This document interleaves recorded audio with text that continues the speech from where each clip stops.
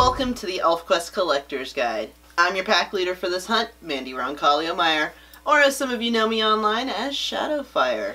Today, guys, we're going to be talking about the Dawning Starblaze Slipcased editions. I hope you guys have been enjoying seeing my Just Mandy series as well, just focusing on my life a little bit more, as well as my new Let's Plays. I'm having a lot of fun with those. One thing that's changed, as you guys may have noticed, is my collection corner. I've done some major upgrades to the area. I hope you guys are enjoying how it looks. And you guys may have noticed this super awesome seat cover I've got. It's not actually a seat cover, it is a denim jacket that I picked up from an ElfQuest fan who bought it back in like the 80s or 90s. I can't remember exactly when right now, but in any case, it's a one of a kind. She had it handmade by an artist, and you can't get them anywhere. So I love it. It's a denim jacket. It's a little big on me, so I'm not going to be wearing it, but it works perfectly as a seat cover. So check it out, guys. I love it. It's awesome, and you guys are going to be seeing it in my videos from now on. Thank you so much to PJ for helping me get it. So guys, you'll have to excuse me if I'm a little rusty. I haven't done ElfQuest Collector's Guide videos in a while, especially showcases, but we'll see how I go. This is with my new recording setup. I have a new camera so that hopefully this footage will look even better and you guys will be able to see these awesome items in even more detail. But that's enough of that. Let's get on to actually talking about these beautiful books. Alright guys, so these are what's known as the Dawning Starblaze Editions Slipcased editions. They were a little bit more rare. They came out from 1981 to 1984 between the entire set. There were 3,000 copies of book 1 made and 4,000 copies of the other 3 books made. Also created from the extra leftover pages of this specific set was a giant brown and a giant red copy of the books made that's actually a compilation of all 4 of these. Now, guys, this thing is big and it's heavy! Like, this sucker is huge. I am going to be talking about it during this video and a little bit later. So, man, guys, this one is also really hard to find, really rare. So we'll get to that one in just a little bit. But for now, let's get on to just the basic 4. Book 1 contains issues 1 through 5 of the original Warp Graphics magazine size editions, which you can watch my video on that set by clicking the link right up there.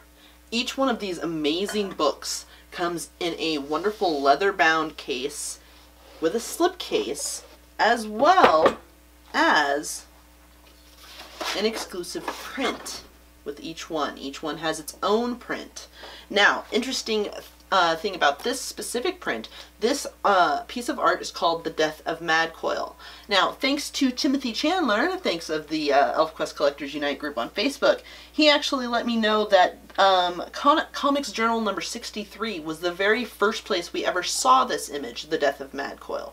And it was such a popular image and did so well that they decided to make it the print for the slipcased version of book number 1. Now, all of the slipcase Dawning Starblaze editions are an amazing, absolutely gorgeous, full color. Check this out, guys. And the coloring jobs in this set of books was hand done by Wendy Pini herself. And it is pretty well known among the fandom that these are some of the best coloring jobs there have ever been done of ElfQuest. The coloring in this is absolutely gorgeous. There's so much detail to it, and it's extremely, like, bright and just amazing. I can't stop gushing about it, guys. So, but anyway, so these are all hand-colored by Wendy herself. Book 1, as you can see, has this wonderful kind of blood red cover to it. I love it. It's very fitting, I think, for Fire and Flight. Each one of the books has this beautiful golden embossed symbol on the bottom with the original trio of Cutterlita and Skywise, the word ElfQuest, and their book number on it. Once you open to the first page, unlike my book, most of the books actually have a book plate right here. For some reason, my copy of book number 1 does not. I have not been able to find out why. I don't know if this is a special rare copy or what. But also, it's not numbered. These books were all numbered, and I think the book plate was signed. So I'm a little curious as to what's the story behind my specific book. If you guys have any details as to why my book has no book plate and no number on it, please tell me in the comments below, because I'm extremely curious and I couldn't find any info on it. Now, another tidbit that was told to me on Facebook is actually the book prints, or the book plates that are signed on book number 1 are the only ones where Wendy and Richard signed their full names. Actually, Wendy Peeney and Richard Peeney. The rest of these were abbreviated, and guys, think about it. 3,000 copies of book number 1, 4,000 copies of each one of the others. Yeah, they probably got a little tired of writing autographs and decided to just go as short as they could. I certainly don't blame them. But anyway, just an interesting little tidbit. Supposedly, I can't look because my book is missing the book plate, but supposedly book number 1 has their full autographs, where the rest of these only have abbreviated autographs. Book 2 contains issues 6 through 10 of the original magazine-sized warp editions, and is this beautiful forest green leather cover to it. And once again, all of them are slip-cased, some of them harder to get out than others. Some of these slipcases are really tight. And there, guys, there we go. Alright, so, as I told you, for book 1, there was that wonderful Death of Mad Coil print. For the other 3 books, the print is basically the exact same cover as their softcover counterparts. So, the print for book number 2 is this wonderful Forbidden Grove print. I absolutely love this image. I don't know exactly what's different about it, but it has a different feel than a lot of other main big images have from ElfQuest. I don't know if it's the softer coloring to it or what, but it's just an absolutely gorgeous image that I love. I believe this one's called The Forbidden Grove. So once again, book 2 has that beautiful golden embossed cover with the trio right there, the name ElfQuest, and book 2 right there. And then we open up, and as I mentioned, there's the book plate. Now see, my book 2 has a book plate. All of them are numbered, and just as I was told on Facebook, sure enough, an abbreviated signature. I don't know exactly if you guys can see that too well, but it is just a W and with a plus sign and R Peeney. So a little bit more abbreviated, not quite their full names. So my book number is number 1081. Not quite as low number as I would like to have, but still that's less than half of the number count, so I'll count that as pretty cool. Book 3 has this beautiful ocean blue cover and contains issues 11 through 15 of the original magazine-sized editions. Now, another thing that's really cool about these is the colors might seem a little random for the different colors they chose for the covers, but if you really think about them, they make a lot of sense. The red cover is for Fire and Flight. The green cover is for the Forbidden Grove. The blue cover is for Blue Mountain. And the white cover is for when they go up to the go-backs and they find the Palace of the Highlands. So the stories actually match the colors of the covers of these wonderful books. Something else I actually just personally noticed myself right now as I was recording was that books 1 and 2 have just this solid sides right here to the slipcase, whereas in books 3 and 4 actually have a finger groove cut out, so they're a little bit easier to grab. Not much, but they are a little bit easier to grab to be able to pull them out of their slipcases. So, interesting little fact. Books 3 and 4 have a finger hold, books 1 and 2 do not. And once again, guys, beautiful golden embossing, ElfQuest book 3 down there at the bottom. And here's the print. As I mentioned, book 3 is all about Blue Mountain, and so the print that came with it is called Blue Mountain. I believe it's called Blue Mountain. I could have that title wrong, but in any case, it is about Blue Mountain. I love it because you see one of my favorite characters right there. There's Evil Winnowill right there on that image, so definitely one of my favorites, guys. Now, I know I'm showing you all these prints and stuff, and you probably are screaming at me, why are those prints not in frames? They will be. I haven't got the frames for them yet. I actually just completed this set recently, and so I just haven't purchased the frames for these, the prints yet, but I will soon. Don't worry. Don't you fret. Don't you worry. I will have frames soon. Now, with this particular book, I do want to stop for just a moment, and I want to talk about a very, very, very special deal that is going on within the ElfQuest Collectors Unite group over on Facebook. Those original pages that were hand-colored by Wendy for these books are actually available for sale within the ElfQuest Collectors Unite group. It is currently an exclusive deal. It will be being opened up onto eBay before too much longer, so it's going to probably get even more pricey, but you can actually go and purchase the original pages that Wendy colored for these books. Now, I stopped to talk about that during this specific book because I actually own one of those hand-colored original pages. It was a wonderful gift. I've talked about this before.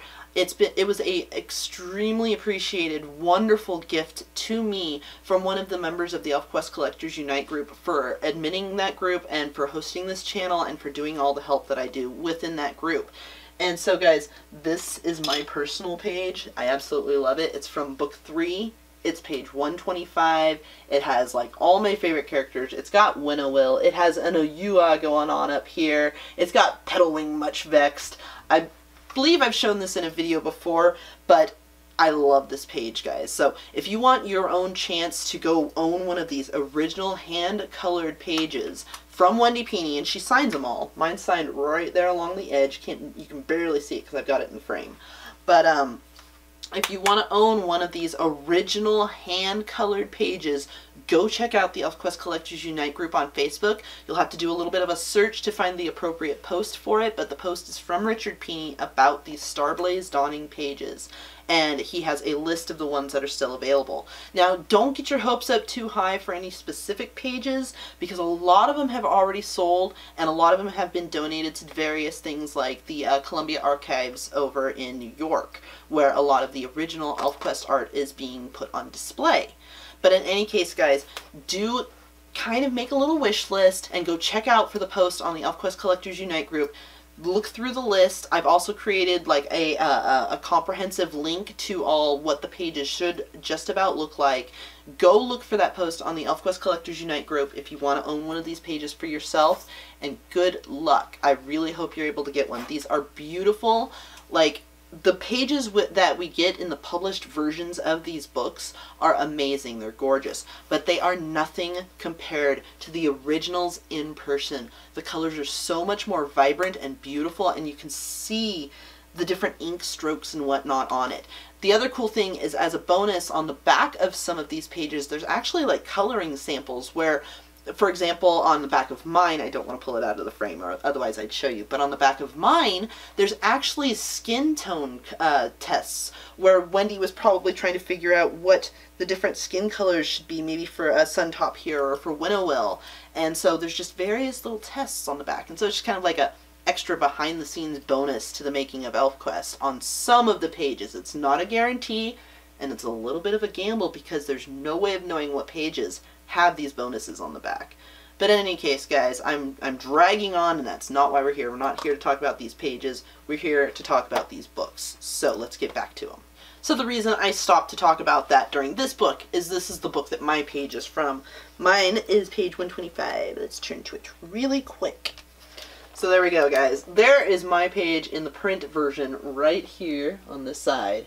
And then here is my actual copy of the original hand-colored page, and I love it. So make sure you guys go check out ElfQuest Collectors Unite group on Facebook and look for that post from Richard Pini if you want to own one of your own versions of those pages. And then, as before, you know, we open up, and there's the book plate. My book is actually number 782. So, a little bit lower than my book number 2, so I like that a little bit better, especially considering that there were 4,000 of these suckers made, so 782, that's a really nice low number. And last, but certainly not least, we have book 4, which contains issues 16 through 20 of the original magazine-sized Warp editions.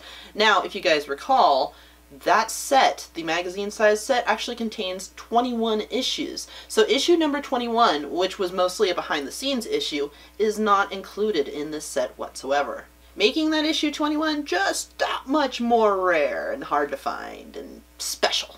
Now, as you can see, book 4 has this beautiful frost white cover, but what most people don't realize is that it actually has a very, very slight gold dusting. Most people mistake that for it being dirty. Unlike my issue, which actually is a little bit dirty. Sorry about that, guys. So as I noticed with book 3, book 4 has the nifty little finger holds, which is supposed to make it easier to pull the book out of the slipcase, but it doesn't. It's still really hard to get these out. They made these slipcases super tight. There we go. So as you can see, the print that came with book number 4 is called Palace of the Highlands. I absolutely love this one too. It's very, very nice. As I mentioned before, all of the prints except for book number 1 were actually the same images that were used as the softcover versions of these books as well. My number for book number 4 is actually 3,666. So a much higher number than I would like to have. I would love to have, you know, around the halfway point or lower. But, you know, at least I've got this book and I can always aim for a different copy at another point. That's a collector's tip for you guys. Don't always just aim for the highest, best grade copy. You can always start low so that you have it in your collection, and then you can always find a better copy in the future. Upgrading is a great tip for collectors, because a lot of people want to just aim and get those really expensive items and get them in their near mint condition right away. And then they end up missing out on those items completely from their collections. So from one collector to another, here's a tip. Don't aim so high.